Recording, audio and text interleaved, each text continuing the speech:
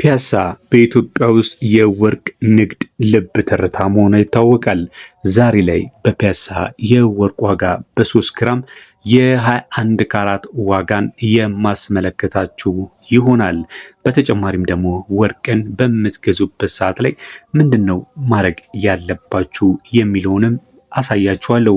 የ21 ካራት የ3 ግራም ወርቅን ለመግዛት ካሰባችሁ በተጨማሪም ሌላም አይነት ግራም መግዛትን ካሰባችሁ ይህ ወቅታዊ መረጃ ለእናንተ ነው። ስለዚህ ቪዲዮን ላይክ በማድረግ ቻናሉን የመጀመሪያችሁ ከሆነ ቻናሉን ሰብስክራይብ በማድረግ አብራችሁን ተቆዩ ዘንድ በማክበር እየጠየቅን ቀጥታ ወደ መረጃችን ነው የምናልፈው። የወርቅ ዋጋ እንደምታውቁት ከሆነ በዓለም አቀፉ የግሎባል ጎልድ ሬት እና በሀገር ውስጡ የዶላር ምንዛሬ መለወጥ ላይ ተመስርቶ በየቀኑ አልፎ ተርፎም በየሰዓቱ ሊቀያየር ይችላል። እኛም ለናንተ በየቀኑ በቻልነው መጠን የተሰራውን የወርቅ ዋጋ እንዲሁም ደግሞ የጥሬውን የወርቅ ዋጋ የት ደርሷል የሚለውን መረጃ እያስመለከትናችሁ ይገኛል። በተለይ በወርቅ ንግድ ዘርፍ ላይ የተሰማራችሁ ከሆነ ወይም ደግሞ ብዙ ጊዜ ወርቅን የመግዛትና የመሸጥ ዝንባሌ ካላችሁ አልፎ ተርፎም እንደ አጋጣሚ ወርቅን የመግዛት እድሉ ከገጠማችሁም ካልገጠማችሁም ይህ መረጃ ለሁላችሁም የሚሆነው እስከ መጨረሻው አብራችሁን ተከታተሉ።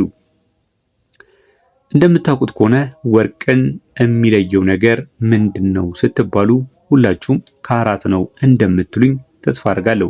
በሀገራችን ገበያ በተለይ ለጌጣጌጥ በጣም ተፈላጊውን የሆነውን ተመራጩን የወርቅ አይነት 21 ካራት የሚባለውን የማያውቅም የለም።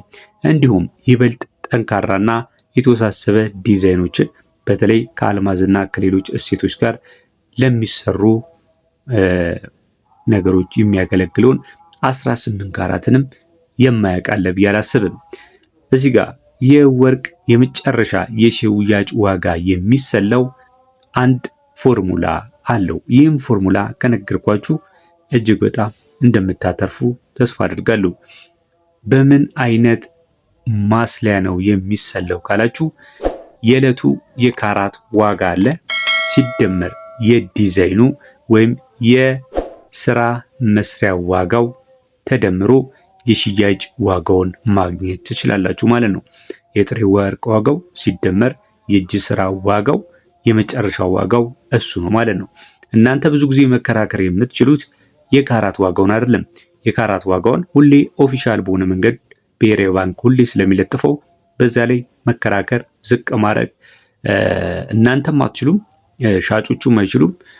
የሚችለው በየቀኑ ሲቀያየር የጎልድ ፕራይስ ኢንዴክስን ተከትሎ ብሔራዊ ባንክ ብቻ ነው ማለት ነው።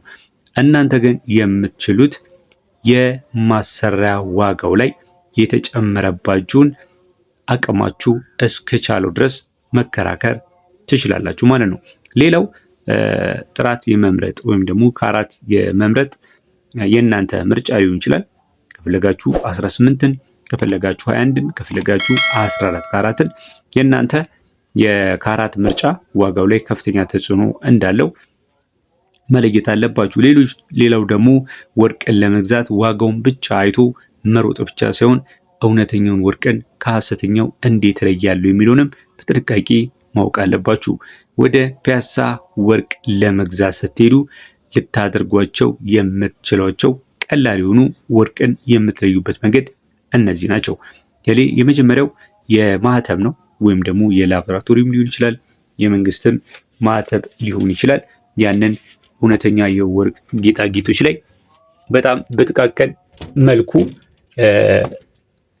ተጽፎ ታገኙታላችሁ ማለት ነው። ለምሳሌ 21K 18K ወይም ደግሞ የንጽህና መጠናቸውን 875 750 የሚል ጽሑፍ በስውር ቦታ ይታተማል። ይህን በሱቆች ባሉ ማጉያ መነጽሮች ወይም ደግሞ የጆሎሪ ሾፖች ማረጋገጥ ትችላላችሁ ማለት ነው። ሁለተኛው ነገር ደግሞ የማግኔት ፍተሻ ነው። ወርቅ ማግኔት በፍጹም አይሰበውም። ከፍተኛ የማግኔት መሳብ አቅም ያለው ማግኔት ይዛችሁ ብትሄዱ አሪፍ ነው። ጌጣጌጡን ስታስጠጉት ወዲያው ተጣብቆ ከቀረ ውስጡ ሌላ በርካሽ ብረት የተሞላ ወርቅ ያልሆነ የሜታሊክ ስራ መሆኑን በቀላሉ ማወቅ ይቻላል። ሌላው ደግሞ የሴራሚክ ፍተሻ የሚባለው ነው። ሴራሚክ ሳህን ላይ ወርቁን ቀስ አድርጋችሁ መፈተግ። ወርቁ እውነተኛ ከሆነ የሚተወው መስመር ቢጫ ነው፣ ሐሰተኛ ከሆነ ደግሞ የተለበጠ ከሆነ ጥቁር መስመር ይተዋል ማለት ነው። ሌላው ደግሞ የክብደት ድምፅ መፈተሻ አለ። በእርግጥ የዚህ ቪዲዮ ርዕስ ዓላማው ወርቅ ዋጋውን ነው። ነገር ግን የምነግራችሁ ዋጋውን ብቻ ሳይሆን ያ የምትገዙት ዋጋው ላይ ተመስርታችሁ የምትገዙት ወርቅ እውነተኛ ነው ወይስ አይደለም የሚለውን ነገር ጥንቃቄም እንድታረጉ ነው ማለት ነው። ቪዲዮውን እንግዲህ እየተከታተላችሁ እስካሁን ድረስ አብራችሁን ከቆያችሁ እጅግ በጣም አመሰግናለሁ። ለቪዲዮ አዲስ ከሆናችሁ ቪዲዮ ላይክ፣ ሼር አድርጉ። ለቻናላችንም እንዲሁ አዲስ ከሆናችሁ ቻናላችንን ሰብስክራይብ በማድረግ እንደዚህ አይነት ወርቃማ የሆኑ መረጃዎችን ዘውትር ታገኙበታላችሁ። ሰብስክራይብ በማድረግ አብሮነታችሁን አሳዩን። ሌላውና ዋናው ደግሞ የክብደትና የድምፅ ፍተሻ ነው። ወርቅ በጣም ከባድ የሆነ ብረት ነው። በእጅ ላይ ሲያስቀምጡት ከእይታው በላይ ክብደት ስሜት ይሰማችኋል።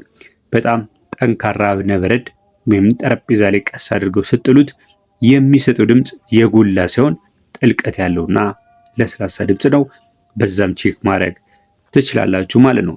እንግዲህ የ3 ግራም ወርቅ ዋጋ የ21 ካራት የ90 ሺህ ያህል ዋጋ አለው። 90 ሺህ ስላችሁ እንግዲህ በግራም ስንት እንደሆነ በዛውም እየነገርኳችሁ ነው። እንግዲህ ይህንን የ90 ሺህ ብር የ3 ግራም የ1 ካራት ወርቅ ከገዛችሁ በኋላ ልክ ትርፋማ መሆንን ከፈለጋችሁ አሁን የምነግራችሁን ነጥቦች ልብ በሉ። የመጀመሪያው 3 ግራም መሆኑንና ለመሆኑን ሚዛኑ ላይ ሲያስቀምጡት በአይናችሁ አረጋግጡ። ጌጣጌጡ በሚዛኑ ላይ ሲቀመጥ በግራም ምን ያህል እንደሆነ በግልጽ ይመልከቱ። የ1 ግራም ዋጋም ስንት እንደሆነ አስቀድማችሁ መጠየቅ አለባችሁ። እኔ እዚህ ጋር የነገርኳችሁ የ1 ግራም ወርቅ 30 ሺህ ብር ነው። ነገር ግን እንደናንተ የመከራከር አቅም ከፍም ዝቅ ሊል ይችላል። ይሄ የ3 እና የ4 የወርቅ ዋጋዎች አማካይ ዋጋ ነው። ሌላው ደግሞ ስለገዛችሁት የወርቅ ትክክለኛ መሆኑን፣ የገዙበት የዕለቱ ዋጋ፣ የሱቁ ማህተም፣ ስም፣ ፊርማ በትክክል መስፈሩን መኖሩን ካራት መኖሩን ማረጋገጥ ይኖርባችኋል። በደረሰኝ ላይ ሜኪንግ ቻርጅ ላይ ይቻላችሁትን ያህል መደራደር ትችላላችሁ። የወርቅ ጥሬ ዋጋ ዓለም አቀፍ ስለሆነ ብዙ ባይቀንስም የባለሙያው የዲዛይኑ መስሪያ ግን በድርድር ሊቀንስ ስለሚችል ነው ይህን እንምላችሁ። ስለዚህ ሱቆችን እያነጻጸራችሁ መደራደር አለባችሁ ማለት ነው። የተለያዩ ሱቆችን ጎብኙ። ወዲያው ያያችሁትን ሱቅ አረ ይሄማ አሪፍ ነው ብላችሁ ወዲያው አትግዙ። ቢያንስ 3 እና 4 የሚሆኑ ታዋቂ ሱቆችን በመዞር የዋጋና የዲዛይን ንጽጽር አድርጉ ማለት ነው። እንደነገርኳችሁ ወርቅ ውበት ብቻ ሲሆን በማንኛውም ጊዜ ወደ ገንዘብ ልትቀይሩት የምትችሉት ተንቀሳቃሽ ባንክ ነው። በተለይ የገንዘብ የመግዛት አቅም በሚቀያየርበት ወቅት ወርቅ የሀብቶ መለኪያ ጋሻ ሆኖ ያገለግላል። ስለዚህ ወደ ፒያሳ ስታቀኑ በራስ መተማመን ይኑሮት። ከላይ የተጠቀሱትን መለያዎችና ጥንቃቄዎች ከተገበራችሁ ፍጹም አስተማማኝ የሚያምር የወርቅ ጌጣጌጥ መሸመት ትችላላችሁ። ይህ መረጃ እንግዲህ በምትገዙበት ሰዓት ከረዳችሁ ይህ መረጃ እጅግ በጣም ጠቃሚ ነው፣ ረድቶኛል ብላችሁ ኮመንት ላይ መጻፍ አትርሱ። ሌላ ማወቅ የምትፈልጉትም ዝርዝር ካለ በኮመንት ሴክሽኑ ላይ መጠየቅ ይቻላል። ለዛሬ በዚያ በቃው። በያላችሁበት መልካም ጊዜ